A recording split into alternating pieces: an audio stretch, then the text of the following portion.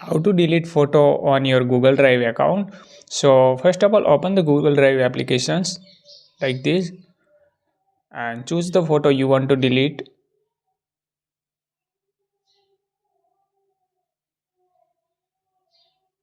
Like this is my photo. This is my photo and video. So select your video and choose now, and you will see options like these three lines. So click on it and scroll down, and you will see option, last option like this remove option here. So click on it, remove, and move to trash options and back now, and click on the three lines and click on the trust, and you show your video on trust. So click on the embedded trust and delete forever option here. So delete now. So your video photo is successfully deleted on Google Drive. So if you found this video helpful, don't forget to like, share and subscribe.